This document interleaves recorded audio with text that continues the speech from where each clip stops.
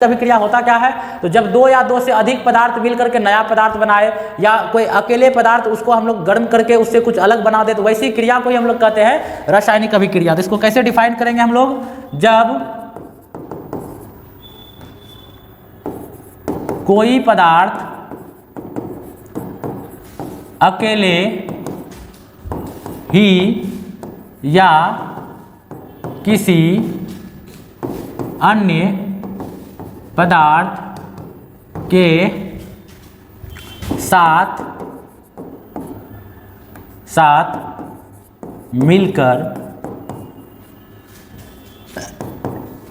एक या एक से अधिक पदार्थ का निर्माण करता है, तब उस क्रिया को ही रासायनिक अभिक्रिया कहते हैं। ठीक है, क्या बोला गया है, जब कोई पदार्थ अकेले ही या किसी अन्य पदार्थ से जुड़ करके या मिल करके एक या एक से अधिक नया पदार्थ बना देगा, है ना, जिसमें नए पदार्थ का गुण मूल पदार्थ के गुण से बिल्कुल अलग होता है।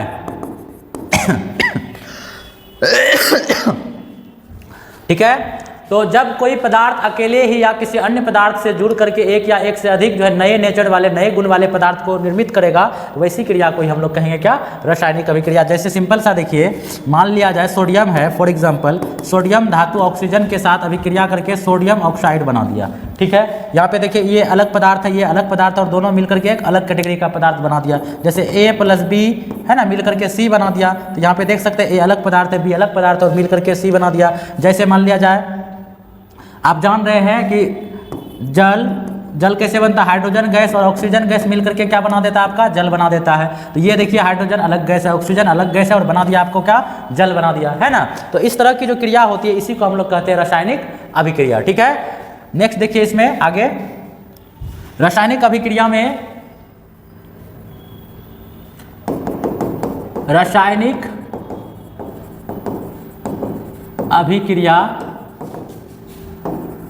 की विशेषताएं। आपको सिर्फ ये देखना है कि एक या एक से अधिक पदार्थ मिलकर के नया पदार्थ यदि बन रहा है अलग नेचर वाला, तो उसी को रासायनिक अभिक्रिया कहते हैं। ठीक है, जैसे रासायनिक अभिक्रिया की विशेषता, इसमें हम लोग क्या देखेंगे, पहला ताप में परिवर्तन हो सकता है भाई, ताप में परिवर्तन हो सकता है, रंग में परिवर्तन हो सकता है, तीसरा अवस्था में परिवर्तन हो सकता है, ठीक है, चौथा पदार्थ की प्रकृति में परिवर्तन हो सकता है, प्रकृति में आपको परिवर्तन हो सकता है, ठीक है। तो इसको याद रखिएगा, एग्जाम में पूछता है, ये आपका जो है इंपॉर्टेंट है। रासायनिक अभिक्रिया में क्या क्या भाई इसकी विशेषता है, तो ताप में परिवर्तन हो सकता है, रंग में परिवर्तन हो सकता है, अवस्था में परिवर्तन हो सकता है, पदार्थ की प्रकृति में परिवर्तन हो सकता है। ये अक्सर करके एग्जाम में पूछा जाता है, बहुत ही इंपॉर्टेंट है। रासायनिक कैसे क्वेश्चन पूछेगा, रासायनिक अभिक्रिया क्या है तथा इसकी विशेषताओं को लिखे। हम लोग कैसे डिफाइन किया अभी, रासायनिक अभिक्रिया क्या होता है, एक ऐसी क्रिया जिसमें एक या एक से अधिक पदार्थ मिलकर के नया नेचर का पदार्थ बनाता है, उसको हम लोग कहते हैं रासायनिक अभिक्रिया। और रासायनिक अभिक्रिया में क्या क्या हो सकता है, हम लोग का जो है ताप में परिवर्तन हो सकता है, रंग में परिवर्तन हो सकता है, अवस्था में परिवर्तन हो सकता है, पदार्थ की प्रकृति में जो है आपका क्या हो सकता है, परिवर्तन हो सकता है। नेक्स्ट देखते हैं आगे फटाफट हम लोग, रासायनिक अभिक्रिया के प्रकार। रासायनिक अभिक्रिया के प्रकार देखिए, पहला है एक नंबर में संयोजन या संश्लेषण अभिक्रिया। संयोजन या संश्लेषण अभिक्रिया, ठीक है, संयोजन या संश्लेषण अभिक्रिया, संयोजन या संश्लेषण अभिक्रिया, संयोजन या संश्लेषण अभिक्रिया बहुत इजी है। इसमें क्या होगा कि जब दो पदार्थ मिल करके एक पदार्थ बना देगा तो उसी को क्या कहेंगे, संयोजन अभिक्रिया। जब दो या दो से अधिक पदार्थ आपस में आपस में मिलकर एक या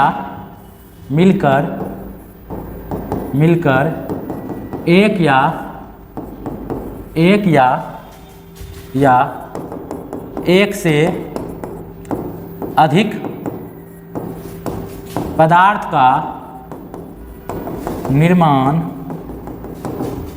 करता है तब उसे रासायनिक अभिक्रिया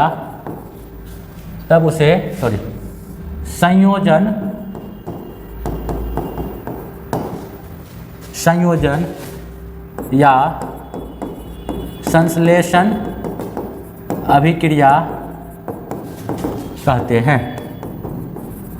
बहुत ईजी है। आपको क्या करना है, इसमें क्या बोला है, दो पदार्थ होना चाहिए, दो या दो से अधिक पदार्थ मिलकर के एक या एक से अधिक बना देगा, है ना, एक या एक से अधिक पदार्थ बना देगा, तो उसी को हम लोग क्या कहेंगे, संयोजन या संश्लेषण अभिक्रिया। यहाँ पे ध्यान दीजिएगा, कम से कम दो पदार्थ होना चाहिए भाई। जैसे कार्बन जो है ऑक्सीजन गैस के साथ मिलकर के क्या बना देता है, C2। हाइड्रोजन गैस ऑक्सीजन के साथ मिलकर के क्या बना देता है, जल बना देता है। जैसे सोडियम है, सोडियम धातु जो है सोडियम क्लोराइड के साथ मिलाकर के क्या बना देगा, sodium chloride plus hydrogen gas इसमें निकलेगा। जैसे मान लिया जाए MgOH है का होल 2 है, ये HCl के साथ मिलकर के क्या बना देगा, मैग्नीशियम क्लोराइड प्लस जल बना देगा। आप क्या देख रहे हैं यहाँ पे कि दो पदार्थ मिलकर के, है ना, एक नया पदार्थ बना रहा है, और नया पदार्थ जो बना रहा है तो उसमें उसकी आबादी दो या दो से अधिक हो सकता है, एक भी हो सकता है, लेकिन जरूरी ये है कि आपको यहाँ पे जो है दो पदार्थ होना चाहिए, ठीक है। इसी में आप समझ सकते हैं रासायनिक अभिक्रिया में जो पदार्थ भाग लेता है उसको हम लोग कहते हैं अभिकारक, ठीक है। और ये तीर के बाद राइट साइड में जो मिलता है उसको हम लोग कहते हैं प्रतिफल, उसको क्या बोलते हैं, प्रतिफल, ये है, ठीक है ना। तो ये हो गया आपका संयोजन या संश्लेषण अभिक्रिया, ठीक है। देखते हैं आगे जो है,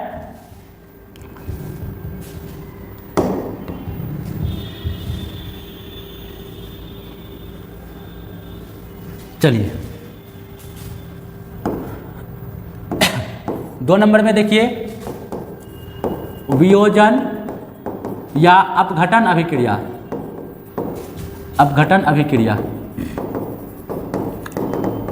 हर टॉपिक से रिलेटेड वीडियो डाला जाएगा केमिस्ट्री का, आप लोग बने रहेंगे। यदि चैनल पर नए हैं तो सब्सक्राइब जरूर कर लीजिएगा, एक एक टॉपिक का सॉल्यूशन आप लोग को मिलेगा और बहुत ही तेजी से एग्जाम से पहले आप लोग को सारा सॉल्यूशन मिल जाएगा। देखिए वियोजन या अपघटन अभिक्रिया क्या होता है, अपघटन का मतलब होता है टूटना, है ना। कहने का मतलब ये है कि जब कोई बड़ा से बड़ा यौगिक रहेगा वो जब टूट करके छोटा छोटा सरल यौगिक में कन्वर्ट हो जाएगा, है ना। जैसे बड़ा पत्थर है उसको हम लोग गर्म करके, है ना, उसको छोटा छोटा कन्वर्ट कर दिए, छोटा छोटा पत्थर में कन्वर्ट कर दिए, तो वैसी क्रिया को ही हम लोग बोलेंगे क्या, वियोजन या अपघटन अभिक्रिया। जैसे इसमें क्या लिखेंगे,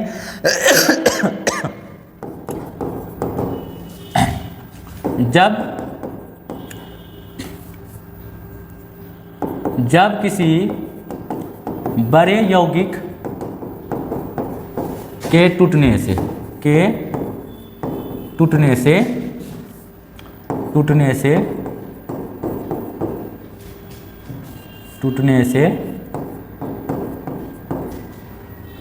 दो या दो से अधिक सरल यौगिक का निर्माण होता है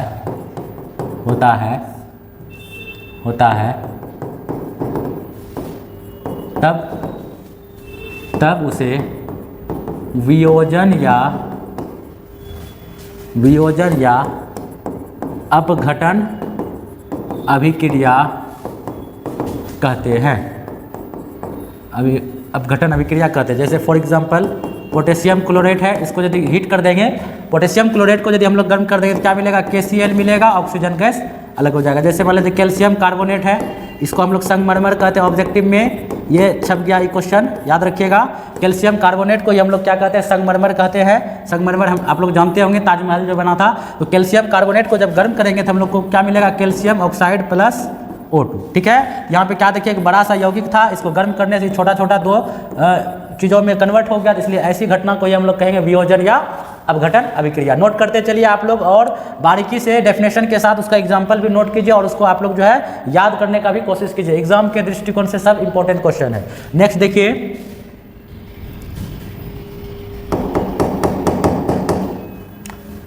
चलिए नेक्स्ट देखिए, जैसे उदासीनीकरण अभिक्रिया, उदासीनीकरण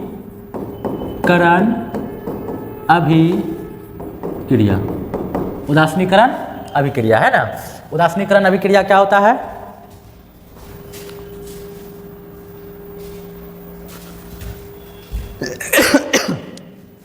तो उदासीनीकरण अभिक्रिया क्या होता है? बहुत इजी है। इसमें देखिए आपको क्या करना है, जब अम्ल और भस्म के बीच अभिक्रिया होता है तो आपको लवण और जल बनता है ना, सॉल्ट और वाटर बनता है। तो वैसी अभिक्रिया को हम लोग क्या कहते हैं? उदासीनीकरण कहते हैं। तो लिखेंगे यहाँ, जब अम्ल तथा भस्म के बीच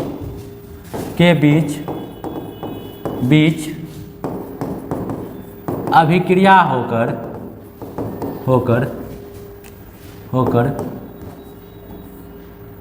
लवण तथा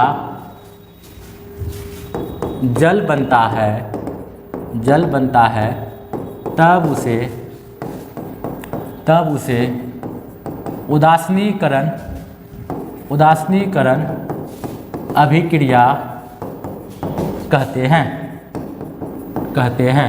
ठीक है, क्या बोला है? अम्ल और भस्म के बीच जब अभिक्रिया होगा बच्चों क्या बनेगा, है ना, लवण और जल बनेगा। जैसे फॉर एग्जांपल देखिए, सोडियम हाइड्रोक्साइड, इसको क्या बोलते हैं बच्चों? भस्म बोलते हैं। सोडियम हाइड्रोक्साइड क्या है? भस्म है। इसके साथ लगा देंगे हाइड्रोक्लोरिक एसिड। क्या लगा देंगे हम लोग? Hydrochloric acid. ये आपका अम्ल हो गया। तो ये क्या बनेगा बच्चों? तो सोडियम जो है आपका क्लोराइड लेगा तो बन जाएगा सोडियम क्लोराइड प्लस जल, है ना। ये आपका लवण है और ये आपका क्या है? जल है।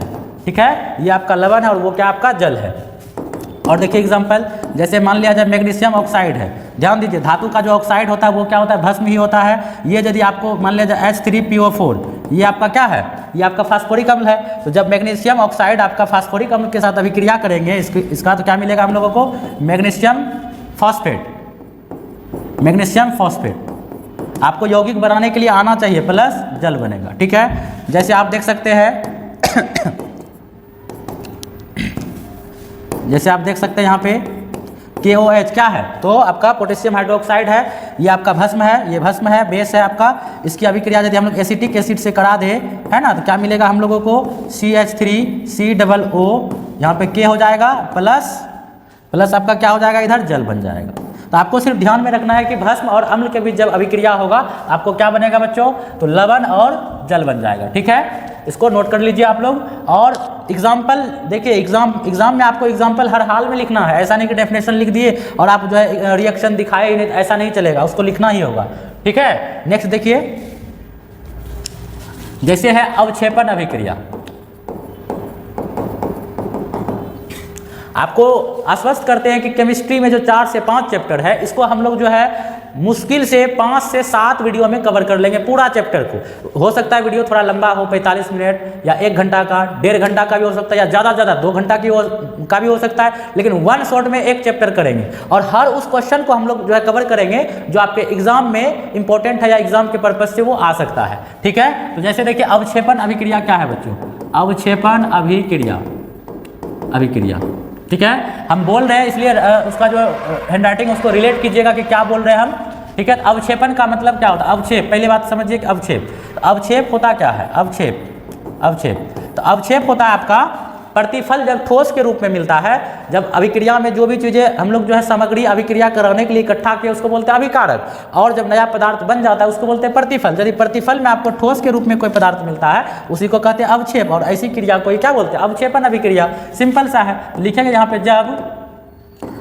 जब प्रतिफल के रूप में, या ऐसे लिखिए इसको,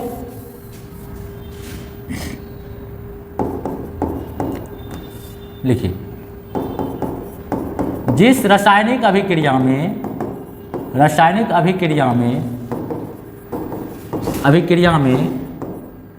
प्रतिफल ठोस के रूप में प्राप्त होता है उसे अवक्षेपण अभिक्रिया कहते हैं। अवक्षेपण अभिक्रिया कहते हैं। तथा ठोस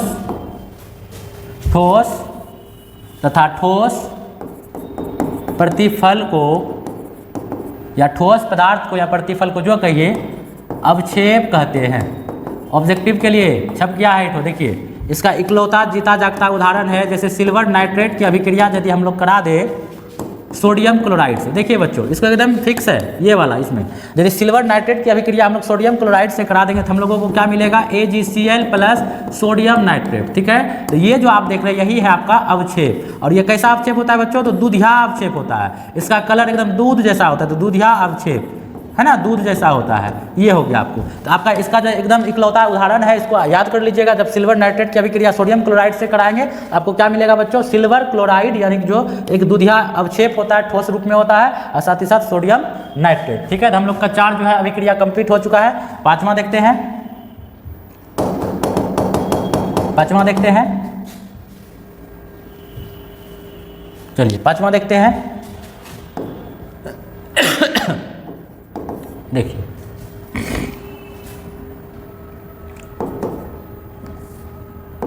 एकल विस्थापन अभिक्रिया। एकल विस्थापन अभिक्रिया, देखिए एकल विस्थापन अभिक्रिया में क्या होता है, जैसे कि धातु है हम लोग का, धातु में क्या है कैटेगरी होता है कि कुछ धातु क्या होता है ज़्यादा सक्रिय होता है, मतलब वो जल्दी किसी के साथ अभिक्रिया कर लेता है। कुछ धातुओं में क्या नेचर होता है कि वो बहुत ही उसका जो रिएक्शन करने का दर जो होता है, अभिक्रिया दर, वो थोड़ा स्लो होता है, इसलिए उसको बोलते हैं कम क्रियाशील धातु। तो जो जल्दी रिएक्शन करता है उसको हम लोग बोलते हैं अत्यधिक क्रियाशील धातु। तो होता क्या है, जैसे कोई यौगिक है उसकी अभिक्रिया यदि हम लोग ज़्यादा सक्रिय धातु से कराते हैं तो यौगिक में उपस्थित जो कम सक्रिय धातु होता है उसको रिप्लेस कर देता है। जैसे मेरे कहने का मतलब है, मान लिया यहाँ पे AX है, इसमें जो है B हम लोग जो है इसके साथ अभिक्रिया करा रहे हैं, और ये जो A बेचारा है ये जो B की तुलना में कम सक्रिय है। बात को समझिए, A जो है B की तुलना में कम सक्रिय है, और ये जो है क्या किया, X मूलक लेकर के एक यौगिक बना बैठा है AX। जब इसकी अभिक्रिया करेंगे तो ये बेचारा क्या करेगा, इसको भगा देगा और इसका जो मूलक X है वो खुद ले लेगा, तो बन जाएगा BX प्लस A। चूंकि ये बेचारा भाग रहा है इसलिए वहाँ पे ऊपर की ओर एरो लगा देंगे। तो इस अभिक्रिया को एक ही डायरेक्शन में भाग रहा है, यहाँ से उठ करके भाग, इसलिए इसको एकल विस्थापन बोलेंगे। नेक्स्ट जो हम लोग देखेंगे उसमें क्या देखेंगे कि दोनों तरफ से, यहाँ से भागकर इसके पास जाएगा, यहाँ से भागकर इसके पास जाएगा, उसको बोलते हैं उभय विस्थापन अभिक्रिया। ठीक है, फिर से समझिए, जैसे मान लिया जाए यहाँ पे AZ है। ठीक है, AZ है, इसकी अभिक्रिया हम लोग करा दिए मान लीजिए X है, और X बेचारा क्या है, तो X जो है A की तुलना में बहुत ज़्यादा सक्रिय है ना। X जो है A की तुलना में बहुत ज़्यादा सक्रिय अर्थात ज़्यादा क्रियाशील है। तो वैसी स्थिति में X क्या करेगा, Z इससे छीन लेगा, है ना, तो ZX बना देगा और A बेचारा भाग जाएगा बाहर। तो इसी को हम लोग बोलते हैं एकल विस्थापन अभिक्रिया। तो लिखेंगे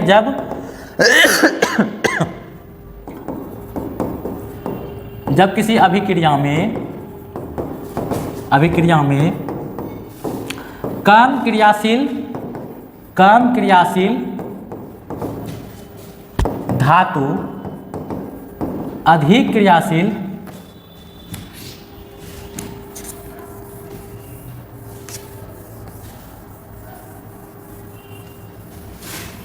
देखिए, तो जब किसी अभिक्रिया में कम क्रियाशील धातु अधिक क्रियाशील धातु के द्वारा विस्थापित कर दिया जाता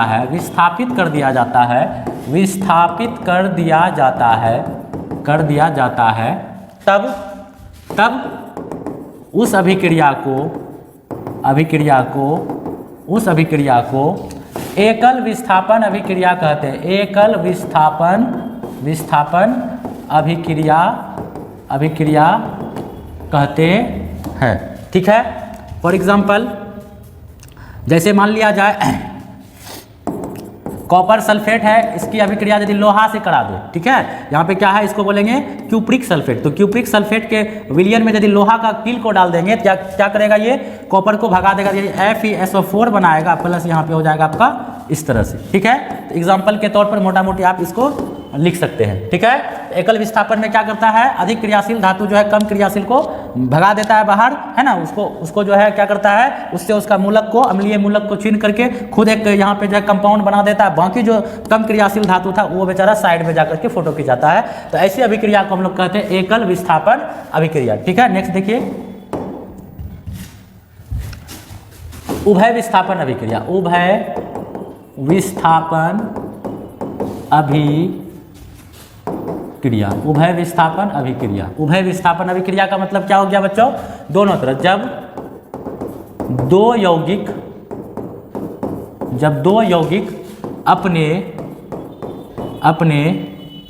मूलकों का या आयनों का लिख सकते हैं, या आयनों का आदान प्रदान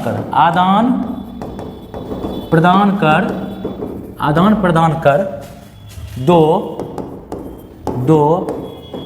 नए यौगिक का निर्माण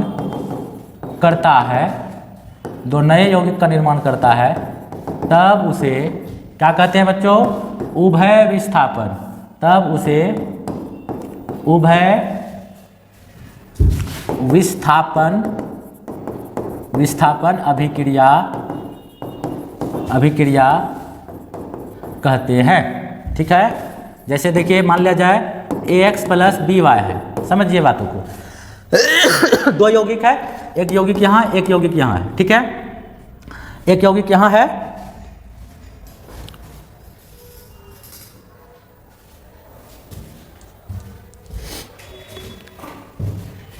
देखिए, तो एक यौगिक यहाँ है और एक यौगिक यहाँ है। क्या करेगा? ये बेचारा जो है B इसके X को ले लेगा और ये बेचारा A इसके Y को ले लेगा, है ना। दोनों मूलक का आदान प्रदान करेगा, तो क्या बनेगा? इधर AY + BX बन जाएगा, है ना। AY + BX बन जाएगा। जैसे मान लिया जाए अभी हम लोग देखे थे यहाँ पे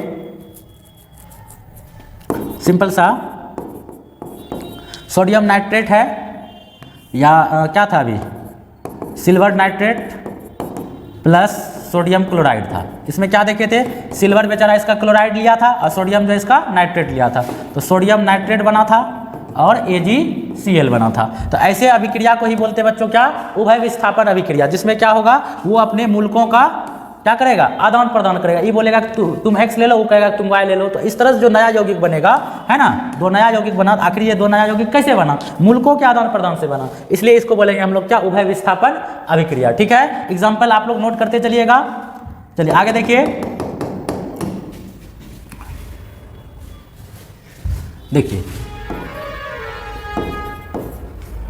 तो मेरे ख्याल से सात रासायनिक अभिक्रिया हो गया।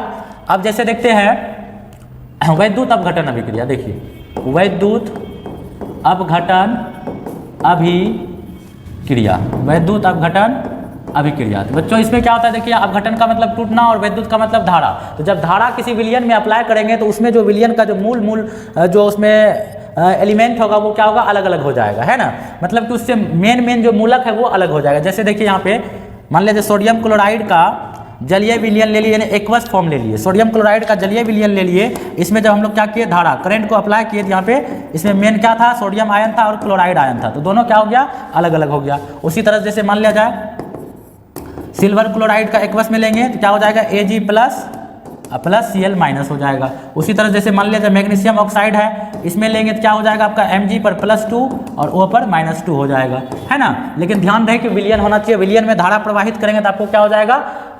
उसका जो मेन जो मूलक है वो अलग अलग सेपरेट हो जाएगा। तो वैसी अवस्था में उसको कहेंगे वैद्युत अपघटन अभिक्रिया, है ना। यानी सोडियम आयन क्लोराइड आयन मिल करके बनाता है सोडियम क्लोराइड। तो जब इसमें धारा प्रवाहित करेंगे तो ये अपना जो है व्यक्तिगत जो अपघटक है उसमें अलग अलग हो जाएगा। इसका डेफिनेशन क्या हो जाएगा? जब किसी यौगिक के विलयन में विद्युत धारा प्रवाहित किया जाता है तब विलयन के मूल मूलक अलग अलग हो जाते हैं। ठीक है, देखिए अलग अलग हो गया है, इसको नोट कर लीजिए एग्जाम्पल इसका। चलिए अगला देखते हैं हम लोग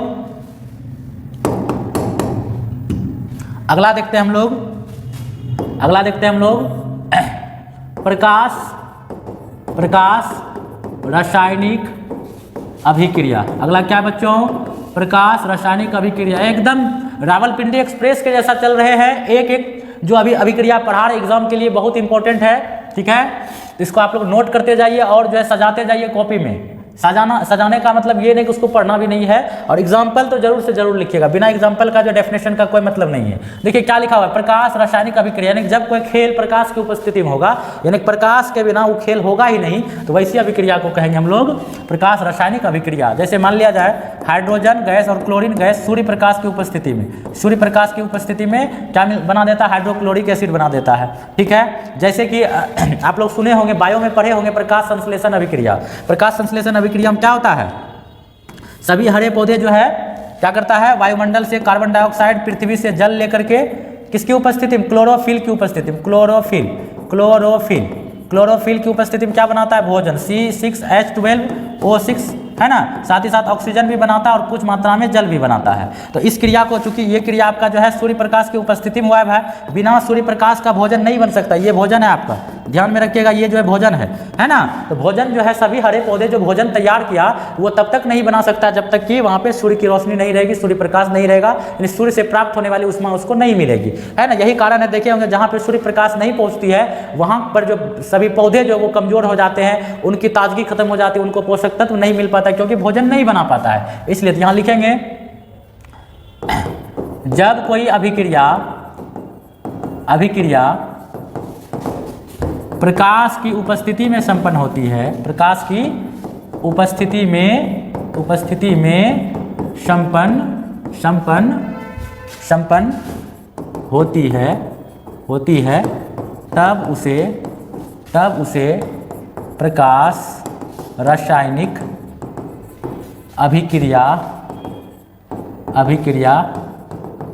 कहते हैं, प्रकाश रासायनिक अभिक्रिया कहते हैं। ठीक है, ये हो गया प्रकाश की उपस्थिति में यदि कोई क्रिया होती है तो उसी को हम लोग कहते हैं क्या, प्रकाश रासायनिक अभिक्रिया। ठीक है, और एक देख लेते हैं जो बहुत पूछता है अंतर के फॉर्म में पूछता है, ऊष्माशोषी, है ना, और ऊष्माक्षेपी अभिक्रिया।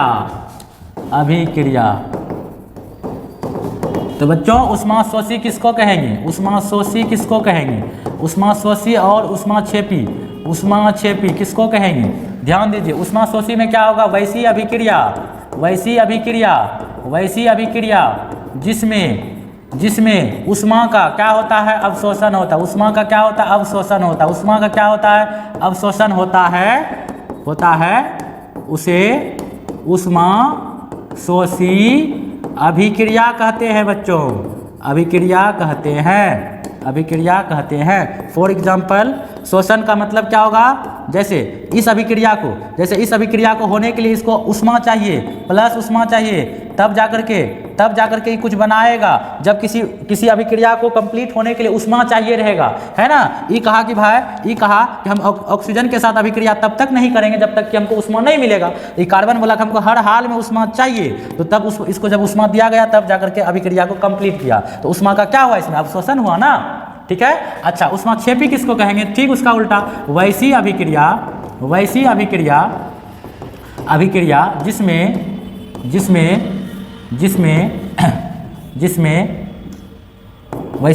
जिसमें ऊष्मा का क्या होता है बच्चों, उत्सर्जन होता है, उत्सर्जन होता है, क्या होता है, उत्सर्जन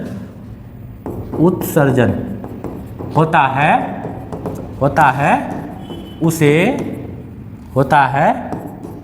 है, उसे ऊष्माक्षेपी अभिक्रिया कहते हैं, ऊष्माक्षेपी अभिक्रिया कहते हैं। सेम वही चीज ले लीजिए। अभी क्या बोला, ये बोला था कि भाई हमको ऊष्मा दीजिएगा तब अभिक्रिया कंप्लीट करेंगे, ये कहता है कि भाई हम यदि अभिक्रिया कंप्लीट करेंगे तो ऊष्मा बनेगा ही बनेगा, ऊष्मा मुक्त होगा ही होगा, यहाँ पे प्लस ऊष्मा। ठीक है, तो ये था आपका ऊष्माशोषी और ऊष्माक्षेपी अभिक्रिया, जो कि आपको जो है एग्जाम में 3 मार्क्स के लिए जो है क्वेश्चन लगभग फिक्स है। ठीक है, लगभग क्या आपका फिक्स है। तो आखिरी एक हम लोग जो क्रिया पढ़ लेते हैं जिसका नाम है दहन। ठीक है, जल्दी से दहन के बारे में पढ़ लेते हैं हम लोग, उसके बाद आज का वीडियो हम लोग खत्म कर देंगे, क्योंकि हम लोग जो है अभी तक में जो है लगभग जो है फर्स्ट अध्याय अभिक्रिया और क्या बोलते हैं उसको, समीकरण वाला, है ना, उसका कवर कर चुके हैं। और फिर लास्ट में समीकरण आप लोग को बता देंगे थोड़ा सा। देखिए दहन, बच्चों देखिए दहन, ये एकदम छप गया है, ये क्वेश्चन तो निश्चित रूप से पूछेगा, दहन है ना। दहन क्या है, क्वेश्चन पूछेगा दहन क्या है, क्या है। इसके लिए आवश्यक शर्तों को लिखे, आवश्यक शर्तों को लिखे। ठीक है, चलिए तो इसको हम लोग कैसे आंसर करेंगे, इसका डेफिनेशन लगाएंगे। पहले हम लोग परिभाषा, दहन एक ऑक्सीकरण अभिक्रिया है, ऑक्सीकरण अभिक्रिया है जिसमें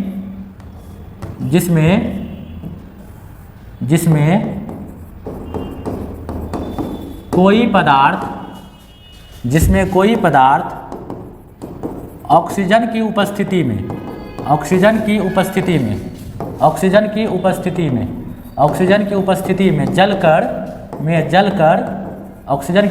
में जलकर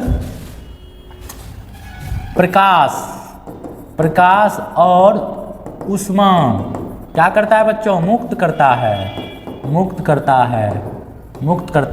है ना। दहन एक ऑक्सीकरण अभिक्रिया जिसमें कोई पदार्थ ऑक्सीजन की उपस्थिति, जैसे कार्बन को ऑक्सीजन की उपस्थिति में जब जलाएंगे हम लोग तो हम लोगों को क्या मिलेगा, यहाँ से कार्बन डाइऑक्साइड प्लस, ये कार्बन डाइऑक्साइड गैस हुआ, बनेगा ही। कार्बन जलाइएगा तो कार्बन डाइऑक्साइड गैस बनेगा ही, प्लस प्रकाश प्लस ऊष्मा।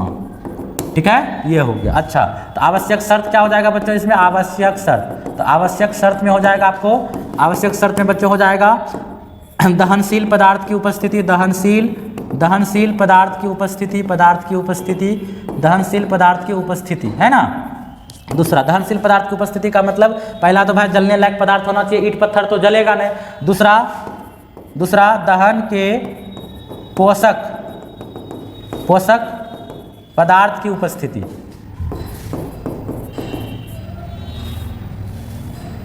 ठीक है, चलिए उपस्थिति ने लिखकर प्राप्ति, दहन के पोषक पदार्थ की प्राप्ति होनी चाहिए। पहला जो है क्या, पहली बात तो जलने के, दहन के लिए क्या जरूरी है, जलने लायक पदार्थ होना चाहिए। सॉरी। तो दूसरा कंडीशन क्या है कि उसको जलाने के लिए आपको क्या होना चाहिए, मतलब जो पदार्थ उसको जलाने में सहयोग कर सके, जैसे ऑक्सीजन का होना जरूरी है, नाइट्रोजन का होना जरूरी है। तो इसलिए जो है याद रखिएगा, तो ऑक्सीजन को या नाइट्रोजन को दहन का पोषक पदार्थ कहते हैं। और तीसरा क्या है कंडीशन बच्चों, ज्वलन ताप की प्राप्ति। अब कहिए सर ज्वलन ताप क्या होता है, तो बच्चों दुनिया का हर एक पदार्थ को जलने के लिए एक निश्चित जो है उसका क्या होता है, टेम्परेचर होता है, यानी कि किसी चीज़ को उसके जो ज्वलन ताप है उतना गर्म कीजिएगा तभी जाकर के जलना शुरू होगा। आप देखे होंगे कि बहुत जैसे पदार्थ है उसमें आग लगा रहे हैं लेकिन वो जल नहीं रहा है, वो जलेगा कब, जब उसका टेम्परेचर पुर जाएगा किसके बराबर, ज्वलन ताप के बराबर। तो ये तीन चीज़ें आपको याद रखना है। तो दहन क्या, एकदम ईटो क्वेश्चन छप गया है। दहन क्या है, तो दहन क्या है, एक ऑक्सीकरण अभिक्रिया है जिसमें कोई पदार्थ ऑक्सीजन की उपस्थिति में जल करके प्रकाश और ऊष्मा मुक्त करता है। ठीक है, इसके लिए आवश्यक शर्त क्या है कि दहनशील पदार्थ की उपस्थिति। दहनशील पदार्थ का मतलब हो गया जलने लायक पदार्थ होना चाहिए, ना कि मान लिया जाए जो जैसे ईटा पत्थर हो गया तो जलेगा नहीं, है ना। तो इसको बोलेंगे हम लोग अदहनशील पदार्थ। उसके बाद क्या है अगला, उसके बाद है उसको दहन की क्रिया को कंप्लीट होने के लिए, पूर्ण होने के लिए जो सहायक तत्व है, जैसे हवा का होना, हवा में ऑक्सीजन होता है जिसकी वजह से जलने में उसको सुविधा होती है। ठीक है, अगला है ज्वलन ताप की प्राप्ति। तीसरा है ज्वलन ताप की प्राप्ति। ज्वलन ताप क्या होता है बता दिए, कोई भी पदार्थ जिस न्यूनतम टेम्परेचर पर जलना प्रारंभ कर देती है उसको ज्वलन ताप कहते हैं। ठीक है, ये चीज़ है। अच्छा, तो एक काम करते, एक क्वेश्चन और रह गया थोड़ा सा, उसको भी देख लेते हैं। रेडॉक्स अभिक्रिया, वो भी आपका एग्जाम में पूछने वाला क्वेश्चन है भाई। रेडॉक्स अभिक्रिया है ना, ये भी इंपॉर्टेंट है आपका। रेडॉक्स अभिक्रिया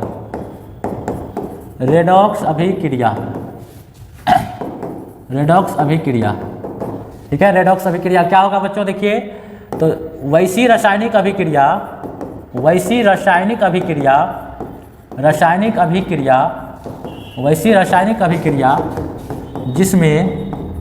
जिसमें ऑक्सीकरण और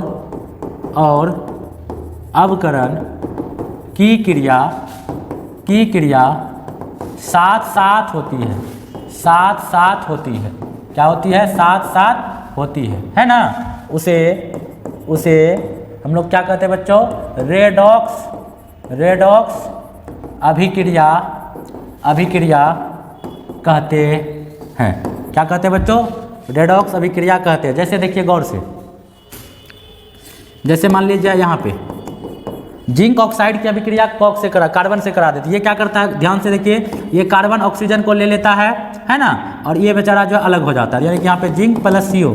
तो गौर से देखिए यहाँ से, तो यहाँ से आपको क्या दिख रहा है कि जिंक ऑक्साइड से ऑक्सीजन भागे, जब ऑक्सीजन निकलता है उसको हम लोग क्या कहते हैं, अवकरण कहते हैं। ऑक्सीजन का निकलना क्या होता है, अवकरण होता है। अच्छा, इससे इसमें देखिए, तो कार्बन को ऑक्सीजन मिला है, इसको कहते हैं हम लोग ऑक्सीकरण। क्या कहते हैं इसको? ऑक्सीकरण कहते हैं। क्या कहते हैं बच्चों? ऑक्सीकरण। ठीक है, ये चीज़ है। यहाँ पे हम लोग क्या देखें कि जिंक से ऑक्सीजन भाग गया, तो इसलिए देखिए दो स्थिति में ऑक्सीजन भागे या हाइड्रोजन आवे तो उसको बोलते हैं अवकरण। और ऑक्सीकरण के लिए क्या होता है, ऑक्सीकरण के लिए क्या होता है, ऑक्सीजन आए या हाइड्रोजन भागे। तो कार्बन को ऑक्सीजन मिला है इसलिए ऑक्सीकरण हुआ, जिंक ऑक्साइड से ऑक्सीजन भागा इसलिए अवकरण हुआ, और दोनों क्रिया साथ साथ हुआ, इसलिए इसको बोलेंगे हम लोग रेडॉक्स अभिक्रिया। मस्ट इंपॉर्टेंट है बच्चों। ठीक है, तो उम्मीद करते हैं आज का सेशन बहुत अच्छा लगा होगा आप लोगों को। चैनल पर नए हैं तो सब्सक्राइब कर लीजिए। मिलते हैं नेक्स्ट वीडियो में अध्याय 2 के साथ। क्या है दूसरा अध्याय का नाम? तो लवण और भस्म वाला कंडीशन। ठीक है, तो देखते हैं नेक्स्ट वीडियो में क्या होता है। तब तक के लिए धन्यवाद।